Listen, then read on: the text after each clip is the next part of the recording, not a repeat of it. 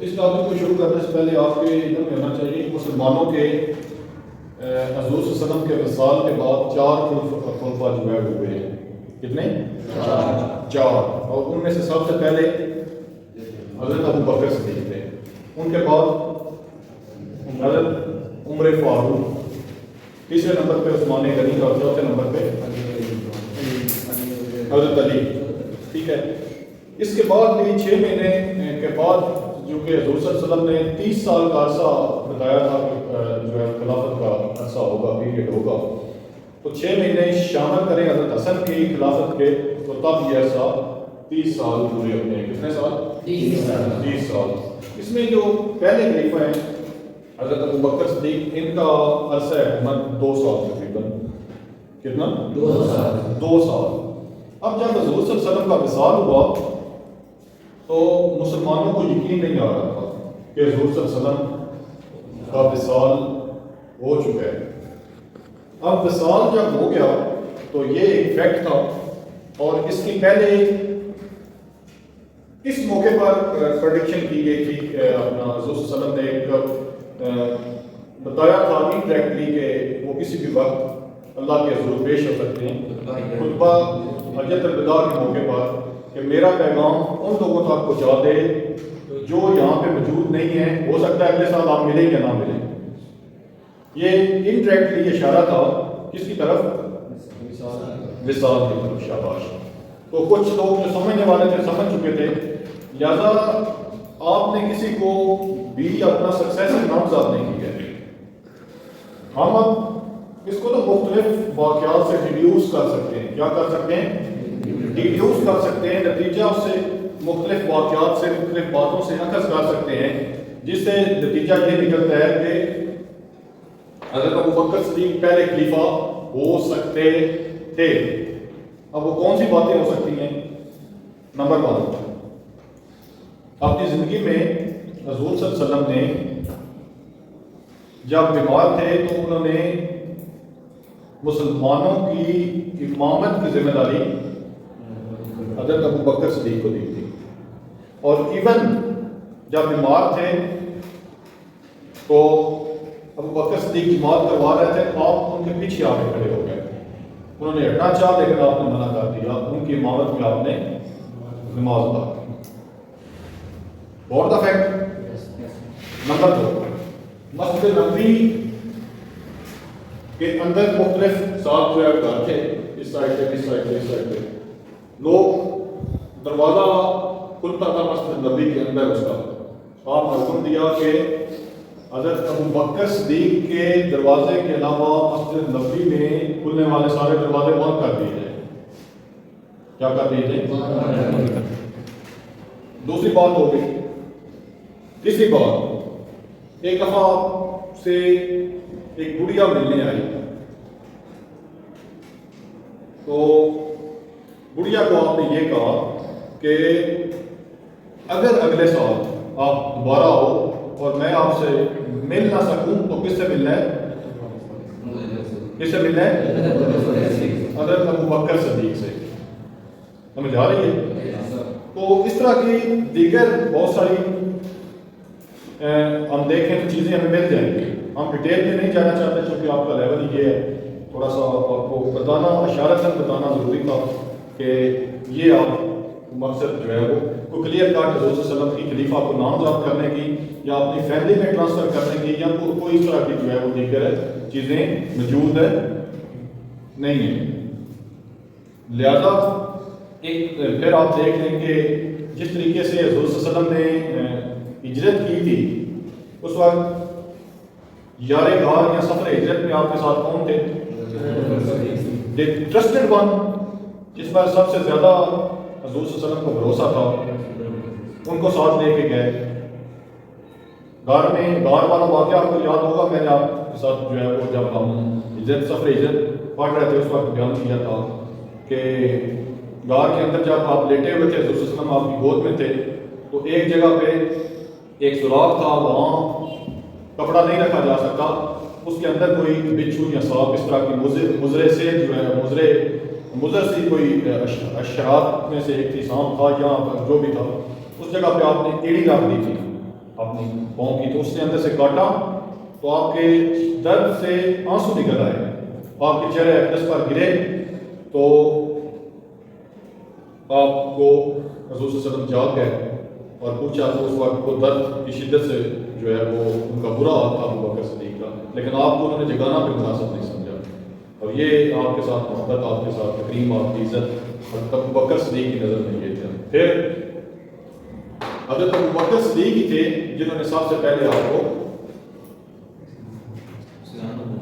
اسلام قبول کیا، اور ان کی بدولت بہت سارے بڑے بڑے نامی گرامی ان کے دوست احباب جنہوں نے اسلام لانے میں معاونت کی، لوگوں کی اسلام کو مضبوط کیا، وہ پھر حضرت ابو بکر صدیق ایک غزوہ کے موقع پر جب بہت لشکر کی حالت جو ہے وہ اتنی اچھی نہیں تھی، اپنے گھر کا سارے سامان لے کے آ گئے تھے۔ حضرت موقع کا جس موقع پر حضرت عمر فاروق نے کہا تھا کہ اس دفعہ تو میں ابو بکر سے آگے بڑھ جاؤں گا نیکیوں میں، اپنے گھر کا آدھا سامان لے آئے تھے، لیکن اس وقت حضرت ابو بکر صدیق اپنا سارے سامان لے کے آ گئے تھے۔ تو یہ کوئی عام صحابی نہیں تھے، بلکہ حضور صلی اللہ علیہ وسلم کے غار یار اور ٹرسٹ والے دوست تھے۔ قبیلہ آپ کا تھا بنو تیم، کیا تھا؟ حضرت ابو بکر صدیق کے والد جو ہے ابو قانا پاپا جو ہے وہ بنائی ہو گئے تھے، ان کے بچپن میں یہ ذمہ داری انہوں نے جو ان کے قبیلے کی تھی قبل از اسلام وہ انہوں نے نبھانی شروع کر دی تھی، دیت اور قصاص کے معاملے جو ایک قبیلہ حل کرتا تھا، اس لیے شروع سے ہی آپ تجارت کی طرف وابستہ تھے، اور ابو بکر صدیق، اور ساتھ ساتھ سوشل ایکٹیویٹیز کیا تھی؟ سوشل ایکٹیویٹیز یہ تھی کہ آپ دیت، قصاص اور دیگر چیزیں جو ہے وہ ساتھ ساتھ وہ بھی کر رہے تھے۔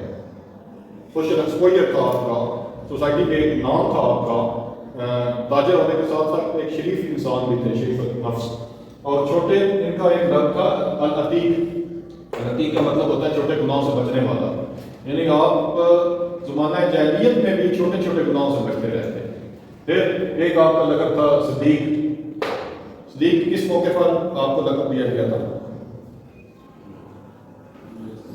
جب حضور صلی اللہ علیہ وسلم گئے تھے نا آسمانوں کی سیر پہ، معراج شریف کا واقعہ ہوا تھا، اس وقت واپس آئے تو ذکر ہوا کہ حضور صلی اللہ علیہ وسلم آسمانوں کی سیر کر کے آئے ہیں رات کو، تو کفار نے فن کیا، مذاق اڑایا، اور ان میں سے کچھ جو ہے وہ دوڑ کے گئے ابو بکر صدیق کے پاس کہ سنو تمہارا دوست کیا کہہ رہا ہے۔ انہوں نے کہا کہ اگر میرا دوست کہہ رہا ہے تو وہ سچ کہہ رہا ہے، آپ معراج پہ گئے ہیں، آپ نے آسمان کی سیر کی ہے، اور دیگر جو ہے وہ جو بھی معاملات ہوئے تھے وہ کرنے کے باوجود جو ہے وہ آئے۔ یہ ہوتی ہے دوستی۔ آپ کو پتا تھا محمد صلی اللہ علیہ وسلم جو کچھ کریں گے وہ غلط نہیں کریں گے، جو کچھ بولیں گے وہ جھوٹ نہیں بولیں گے بلکہ سچ ہوگا، ٹھیک ہے؟ تمہاری دوستیاں آج دیکھ لیں کس طرح کی ہیں، وہ کیا شعر ہے، بھائی جہاں زیادہ ہے دوست کم، کہ وہ حضرت یوسف کے حوالے سے آ رہی ہے، چاہے یوسف سے یہ صدا، دوست یہاں کم ہے بھائی زیادہ، اس طرح کا ایگزیکٹ آپ دیکھ لیجئے گا۔ مطلب یہ ہے کہ بھائیوں کی جو ہے وہ گردنیں اڑا رہے ہیں، ان کو نیچا دکھانے کی کوشش کرتے ہیں، تو اگر دوست آپ لوگ بھی بنائیں تو کس طرح کے بنائیں؟ ابو بکر صدیق کیسے، جو آپ کی معاونت کریں، جو آپ کو پھنسائیں نہیں، آپ کی ہیلپ کریں، آپ مشکل وقت میں شکار کسی چیز کا تو اس کو آپ کو ہیلپ آؤٹ کریں، یہ ہوتی ہے دوستی۔ تو یہ ابھی حضور صلی اللہ علیہ وسلم کا مثال ہی ہوا تھا، تو تدفین نہیں ہوئی تھی۔ صفہ بنی سادہ میں جھگڑا کھڑا ہوا کہ حضور کا سکسیسر کون ہوگا، کیا ہوگا، یعنی ان کی جگہ پہ کون آئے گا۔ ان کی جگہ پہ تو خیر کوئی بھی نہیں آ سکتا تھا، وہ اللہ کے رسول تھے، لیکن الٹیمیٹلی کسی نے امت مسلمہ کا بات اور تو سنبھالنی تھی۔ کوئی تو ہیڈ آف اسٹیٹ ہوتا ہے جس نے اس عہدے پر برجمان ہونا تھا یا اس پہ بیٹھنا تھا، وہ کون ہو سکتے تھے؟ صحابہ میں سے کوئی بھی ہو سکتا تھا، مہاجرین بھی تھے، انصار بھی تھے، مختلف گروہ تھے دیگر. تو سقیفہ بنی سعدہ میں پہنچے تو ادھر یہ ڈبیٹ ہو رہی تھی کہ مسلمانوں کا خلیفہ کون ہونا چاہیے. تو مہاجرین انصار یہ چاہتے تھے کہ حضور کے سکسیسر جو ہے وہ انصار میں سے، لیکن کیونکہ حضور صلی اللہ علیہ وسلم خود مہاجر تھے، ہجرت کر کے. مہاجر کون ہوتا ہے؟ Those who migrated from one place to another. کون سی؟ جس نے ایک جگہ سے دوسری جگہ ہجرت کی، جو اس کو مہاجر کہتے ہیں. جو ہمارے انڈیا سے پاکستان کے بننے کے موقع پر انڈیا سے یہاں پہ مائگریٹ کر کے آئے تھے، وہ بھی مہاجر ہیں. اور ہجرت میں اللہ تعالیٰ نے برکت رکھی ہے، یہ یاد رکھیں کہ کوئی ایک جگہ سے دوسری جگہ جاتا ہے نا، وہ اس کے بہتر جو ہے وہ چیزیں ہو جاتی ہیں. تو آج جو یہاں پہ لوکل لوگ ہیں نا پاکستان کے اندر، وہ مہاجرین جنہوں نے پاکستان کے لیے اصل قربانیاں دی ہیں، ان کے مال اسباب لوٹے ہیں، ان کی عزتیں لوٹی ہیں، دیگر بہت ساری چیزیں، تو پاکستان کے لیے قربانی کنہوں نے دی ہے؟ مہاجرین نے.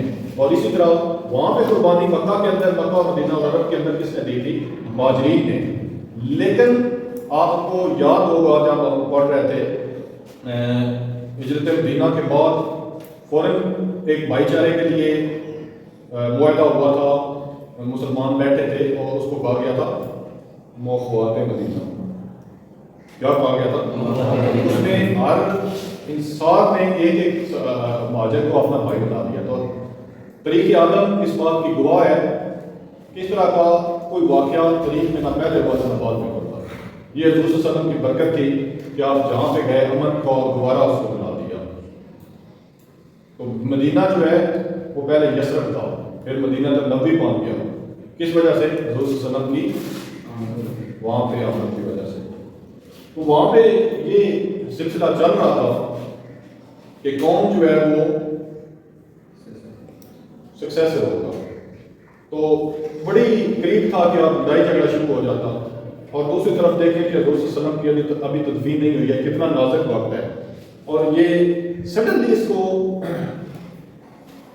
ٹیکل کرنا کیوں ضروری تھا کہ اگر یہاں پہ گڑبڑ ہو جاتی تو پچھلے جو حضور صلی اللہ علیہ وسلم کا انقلاب تھا، انقلاب مدینہ یا انقلاب مکہ، ایولیوشن جس کو کہتے ہیں، ایک ایولیوشن ہوتا ہے اور ایک ریولیوشن ہوتا ہے. دو چیزوں کا پتہ ہے؟ ایولیوشن کیا ہوتا ہے؟ سلولی اینڈ اسٹیڈلی چینجز جو آتی ہیں گریجولی. اور ریولیوشن کیا ہوتا ہے؟ سڈنلی اور بلڈی. ریولیوشن ہمیشہ ایک دم آتا ہے، ابرپٹلی آتا ہے اور خون خرابے کر کے آتا ہے. جی دونوں کو انقلاب کہتے ہیں اردو میں، ایولیوشن کو بھی ریولیوشن کو بھی. لیکن یہ ایولیوشن تھا، ٹھیک ہے. پیسفلی آیا، 40 سال حضور کی عمر تھی کہ یہ کام سٹارٹ ہوا اور 63 ایئرز میں یہ مکمل ہوا. 13 سالوں میں آیا، لیکن بلڈ شیڈ جو ہے وہ کتنی ہوتی ہے؟ وہ 23 سال 40 سے 63 سال 23 ایئرز کے اندر یہ. اور ان 23 سالوں میں مکہ، مدینہ اور عرب بالخصوص حجاز اس کی دنیا پلٹ گئی. آپ نے اتنے کم عرصے میں تاریخ کے اندر اتنی تبدیلیاں نہیں آئی ہوں گی جتنی حضور صلی اللہ علیہ وسلم نے آپ نے ان 23 سالوں میں لے کے آئے تھے. اور ان میں 13 سال وہ ہیں جو آپ نے مکہ میں رہ کر گزارے تھے، مسلسل ریزسٹنس تھی. اس میں گنتی کے کچھ لوگ مسلمان ہوئے تھے، باقی 10 سال جو ہیں وہ ایک آپ اس کو یوں کہیں کہ سارا انقلاب جو ہے وہ ان 10 سالوں میں آیا. تو یہاں پہ پھر حضور صلی اللہ علیہ وسلم نے عمر فاروق کو ساتھ لیا، ابو عبیدہ کو ساتھ لیا، سقیفہ بنی سعدہ میں جا گئے، وہاں پہ ڈسکشن کی، نیگوسیشنز ہوئی. اور ابو بکر صدیق نے، عمر فاروق نے تقریر کرنا چاہی وہاں پہ لوگوں کے ساتھ مخالف ہونا چاہا، لیکن حضرت ابو بکر صدیق نے ان کو روک دیا کیونکہ آپ جانتے تھے کہ آپ کی طبیعت تھوڑی سخت ہے، سخت لہجہ سخت ہے، آپ سخت بات کریں گے تو یہاں پہ مسئلہ کھڑا ہو جائے گا. آپ نے آرام سے، تحمل سے، برداشت سے ان کو سمجھایا، اور جس کے نتیجے میں کیا ہوا، بات سمجھ آ گئی. اور حضرت عمر نے سب سے پہلے حضرت ابو بکر صدیق کے ہاتھ پر بیعت کر دی. ان کی دیکھا دیکھی دیگر بہت سارے لوگوں نے بھی بیعت کر دی. اور کچھ جو شر پسند عناصر وہاں پہ موجود تھے جو چاہتے تھے کہ یہ مسئلہ حل نہ ہو، وہ بھی ترملائے بھی. لیکن اس کے باوجود حضرت ابو بکر صدیق جو ایکولی رسپیکٹیبل تھے، مہاجروں میں بھی، انصار میں بھی، ان کو مسلمانوں کا پہلا خلیفہ نامزد کر دیا گیا. تو یوں ڈیفیکلٹ تھا، لیکن یہ مسئلہ جو ہے وہ پیسفلی ایمیکیبلی اس کو انگلش میں کہتے ہیں، یہ ریزالو ہو گیا. اب اس کا جب یہ پیسفلی ہو گیا اس وقت آپ نے پہلا خطبہ دیا.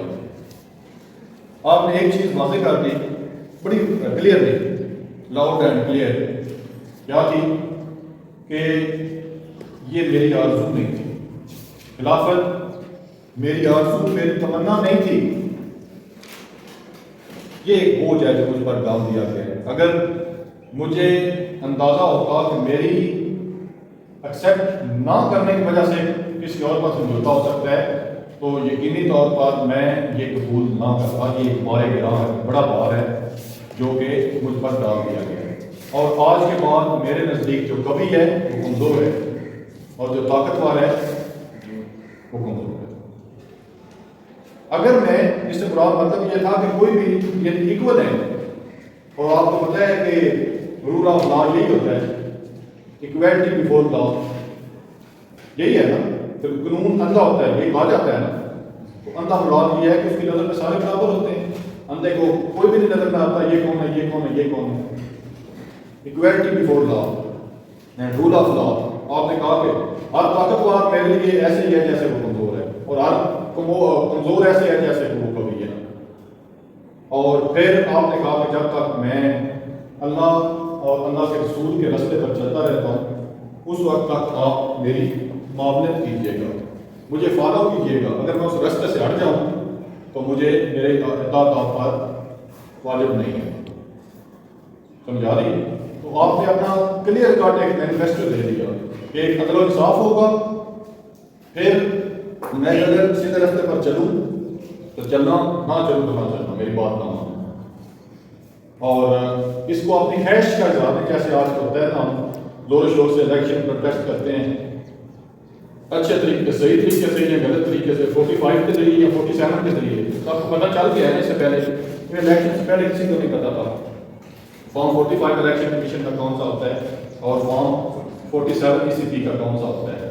تو اب جو ٹرمینالوجی استعمال ہو رہی ہے ہماری سوسائٹی میں وہ یہ جو ہو رہی ہے کہ یہ MNA یا MPA فارم 45 کے ذریعے ہے یا 47 کے ذریعے ہے. یہ آپ لوگ بالخصوص یہ جو نیو جنریشن ہے ان کو اس بات کا زیادہ جو ہے وہ علم ہو چکا ہے. جب ہم آپ جتنے تھے تو ہمیں اتنی چیزوں کا پتہ نہیں تھا. تو اس کے بعد کتنا ٹائم لگے گا ذرا مجھے بتائیے گا. 10 منٹ رہ گئے. حضرت ابوبکر صدیق کی کیا خدمات تھی، انہوں نے کیا کیا تھا، یہ ایک امپورٹنٹ کویسچن ہے. جب بھی کسی کو کسی عہدے پہ فائز کیا جاتا ہے، خلیفہ کے عہدے پر، یا پھر کسی کو جگہ کا گورنر لگانا ہو، والی لگانا ہو، یا پھر اس کو CM بنانا ہو موجودہ دور کے جو عہدے، اس کی کنٹریبیوشن دیکھی جاتی ہیں، اس نے کیا کیا تھا. تو حضرت ابوبکر صدیق کی کنٹریبیوشن کیا تھی وہ دیکھتے ہیں کہ قبول اسلام اور اشاعت اسلام میں انہوں نے بڑی معاونت کی تھی. سب سے پہلے قبول اسلام کر دیا، پھر اشاعت اسلام. اشاعت اسلام میں انہوں نے جو ہیلے مسلمانوں کو دیے تھے ان میں حضرت عثمان، حضرت طلحہ، حضرت زبیر، حضرت سعد بن ابی وقاص، عثمان بن مظعون، ابو عبیدہ بن جراح، عبد الرحمن بن عوف، ابو سلمہ اور ارقم رضی اللہ عنہ. دار ارقم جن کے نام پہ تھا اسلام کی پہلی درسگاہ تھی. کل پیپر ہوا اس میں بھی ایک کویسچن آیا ہوا تھا اسلام میں دار ارقم کے حوالے کیا اس کی کیا امپورٹنس تھی. اس کی امپورٹنس یہ تھی کہ اسلام کی پہلی درسگاہ دار ارقم تھی جو ایک صحابی کے گھر تھا. اس گھر میں آپ بیٹھتے تھے اور خفیہ تبلیغ کرتے تھے لوگوں سے، بڑے قریش کے ڈر سے چھپ کے ایک جگہ پہ. اعلانیہ اس وقت نہیں تھی غیر اعلانیہ تبلیغ وہاں پہ کرتے تھے. پھر حکم ہوا کہ اعلانیہ تبلیغ کریں، پھر آپ لوگ نکلے اور سب غلام اسلام کے. تو یہ ان کی کیا تھی، قبول اسلام اور اشاعت اسلام کے لیے ان کی خدمات بڑی تھی. پھر ان کی ایک اور کنٹریبیوشن یہ تھی کہ جو اسلام کے اقلیم دور تھا اس میں مسلمان جو غلام تھے جنہوں نے اسلام قبول کر دیا تھا ان کے ساتھ بڑے مظالم جو ہے وہ کیے جاتے تھے. تو آپ نے ان غلاموں کو آزاد کروا، قیمت ادا کر کے ان کو آزاد کروا دیا. ان میں سے کوئی آپ مثال دے سکتے ہیں بلال حبشی کی؟ بلال حبشی کے علاوہ کوئی اور؟ عامر بن فہرہ، زلیرہ، حضرت زلیرہ اور نادیہ، یہ ایسے غلام تھے، غلامیاں تھی جو اسلام قبول کر چکے تھے لیکن ان کے مالک ان کو سخت سزائیں دیتے تھے. آپ نے ان کو خریدا اور اللہ کے راہ میں آزاد کر دیا. یہ ان کی کنٹریبیوشن تھی اسلام کے لیے. پھر ان کی ابو بکر صدیق کی نا ایک شرط لگی تھی کچھ لوگوں کے ساتھ، اور سورۃ الروم جو ہے نازل ہوئی تھی تو اس میں یہ دو بڑی طاقتیں تھیں عرب میں نا، ایک رومی عرب سے ان کے نیبرز میں، ایک رومی اور دوسرے ساسانی یعنی ایرانی. مشرق میں یہ تھے اور یہ روم یورپ کو یورپ اس کو ہم یورپی بھی کہہ سکتے ہیں. یہ بڑی طاقت ہے. اور تیسری طرف ابشا کی طاقت ہے، نجاشی شاہ ابشا. یہ کرسچن تھے، یہ آتش پرست تھے. ٹھیک ہے، کیسرا کسرا اور نجاشی ان کے ٹائٹلز تھے تینوں کے. تو ان کے درمیان اکثر جنگ و جہل رہتے تھے.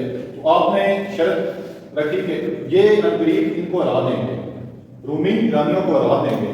اس پر ایک بڑی جو ہے وہ بڑی 100 اونٹ تھے غالباً شرط میں. تو ان کی پریڈکشن کے مطابق چونکہ یہ سورۃ روم نازل ہو چکی تھی تو غلبہ اس میں بتایا گیا تھا کہ ان کو حاصل ہوگا تو آپ جیت گئے. لیکن اس وقت تک شرط حرام ہو چکی تھی تو آپ نے ان سے وہ 100 اونٹ لے کے جا کر کے اسلام کی راہ میں صدقہ کر دیا. پھر آپ نے میراج نبی کی تصدیق کی، جیسے میں پہلے بیان کر چکا ہوں کہ معراج کا واقعہ لاجیکل نہیں ہے. لاجیکل کیا ہوتا ہے؟ جس کو عقل تسلیم کرے، اور نظر میں عقل کے معاملات نہیں ہوتے ہیں. پتہ ہے نا، فرشتوں کو دیکھیں، خدا کو دیکھیں. عقل والے کہتے ہیں، لاجیکل کہتے ہیں کہ 2 × 2 = 4 ہوتا ہے. لیکن ریلیجن اسلام یہ کہتا ہے یا دیگر مذاہب، آپ نے پوری کا اشارہ کیا تھا، چاند پہ لوگ بڑے ہو گئے تھے، شکے کمرے کا واقعہ یاد ہوگا، مسلمان ہیں آپ الحمدللہ. وہ ایسا تسلیم نہیں کرتے ہیں. جب آپ گئے آسمانوں کی سیر پر، آپ کو لے کے جایا گیا، اس وقت پھر آپ نے سب سے پہلے اس کی تصدیق کی کہ محمد صلی اللہ علیہ وسلم اگر یہ کہہ رہے ہیں تو وہ بالکل درست کہہ رہے ہیں، اور جس کے بدلے میں پھر آپ کو تصدیق کر دیا گیا. پھر جی سفر ہجرت میں بتا چکا ہوں آپ کو کہ آپ ساتھ تھے، اور اس سفر میں مشکل ترین سفر میں سب سے قریبی ساتھی آپ کے ساتھ ہوتے ہیں وہ حضرت ابو بکر صدیق تھے. تو پھر مسجد نبی کی تعمیر میں آپ نے مدد کی. غزوہ بدر میں حضور صلی اللہ علیہ وسلم کے دفاع کی ذمہ داری آپ صلی اللہ علیہ وسلم پر تھی، آپ رضی اللہ تعالیٰ پر تھی. یہ مشکل ترین جو مواقع تھے. پھر غزوہ احد میں آپ نے حضور صلی اللہ علیہ وسلم کو ڈیفینڈ کیا تھا. آپ کے آگے سیسا فلائی کی دیوار پر کر کھڑے ہو گئے تھے، دشمن تیر پھینکتے تھے تو آگے سے آپ جو ہے وہ روکتے تھے مشکل حالات میں. غزوہ خندق میں حضور صلی اللہ علیہ وسلم کے معاملے خصوصی تھے. یہود مدینہ کے خلاف کارروائیوں میں بھی آپ شریک تھے. صلح حدیبیہ پہ حضور صلی اللہ علیہ وسلم کے مشیر خاص تھے. انہیں اس طرح کی بہت ساری چیزیں آپ کو جو ہے آپ نے کی اسلام کے لیے. اور الٹیمیٹلی سفر حج کی قیادت جب حجۃ الوداع تھا، اس سے پہلے ابو بکر صدیق کو ہی امیر حج جو ہے وہ مقرر کیا گیا تھا. تو حضور صلی اللہ علیہ وسلم کی عدالت کے دوران امامت بھی آپ نے ہی کی تھی. یہ ایک بڑی آپ کہہ لیں کہ اعزاز کی بات ہے کہ نبی اللہ کے رسول اور آخر نبی کے ہوتے ہوئے آپ کو امامت کے جو ہے وہ فرائض یا آپ دوسرے الفاظ میں کہہ لیں عزت جو ہے وہ پاک کی. پھر اس کے بعد آپ نے جب خلافت سنبھالی تو آپ کو 3-4 طرح کو ڈسکس کریں گے اگلی کلاس میں. آج میں 2-3 باتیں ختم کر رہا ہوں کہ کیا مشکلات کیا تھی اچانک جب خلافت سنبھالی. اس وقت 4-5 طرح کی مشکلات، ان میں سے ایک مسلمانوں کے اپنے خلافات تھے، وہ خلافت کے ایشو پہ بتا چکا ہوں استعفیٰ بنی سعدہ میں. پھر ارتداد کا فتنہ ارتداد یعنی اسلام کو ترک کر دینا، اور اسلام کے اندر اس کی سزا کیا ہے؟ سزائے موت. وہ مسئلہ پیدا ہو گیا تھا.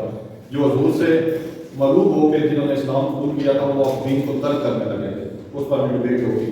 پھر نبوت کے جھوٹے دعویدار مدیان نبوت جو ہے وہ آ گئے کہ نبی بننا جو ہے وہ مطلب اس کا یہ ہے کہ بڑا رتبہ اور روز ملتا ہے. بہت سارے لوگوں نے حضور کے دیکھا دیکھی نبوت کا دعویٰ کر دیا، اور کئی تو انہوں نے حضور کی زندگی میں ہی مسعود انصر جو یمن کے تھے انہوں نے کہا دیا تھا، جس کے بارے میں یمنی کے بارے میں یہ کہا تھا کہ ان کے قیطانی نبی سے بہتر ہے کہ ہمارا سچے نبی سے بہتر ہے ہمارا جھوٹا نبی ہو، مسعود یمنی کے بارے میں سے اس کا لیتا ہوں. پھر زکوٰۃ دینے سے انہوں نے بہت سارے لوگوں نے زکوٰۃ دینے سے انکار کر دیا. پھر شام کے عیسائیوں نے جو ہے وہ یہ کیا تھا بغاوت اور اس کی طرف سے خطرہ تھا، اس کے کس طریقے سے نپٹا، یہ ہم ان شاء اللہ تعالیٰ اگلی کلاس میں ڈسکس کریں گے. تو اس کو دیکھ کے آئیے گا. یہ بڑا ہی امپورٹنٹ ہے. اس میں سے جو ہے وہ جو خلافت کے 4 چیپٹرز ہیں، 4 خلیفے ہیں، ان میں سے ایک جو ہے وہ حضرت بکر صدیق کو آج ہم نے ڈسکس کیا ہے. کل بھی اس پر بات ہوگی. تو ان شاء اللہ تعالیٰ آج جو میں نے چیزیں کی اس کو لازمی پڑھ کے آئیے گا. ٹھیک ہے جی.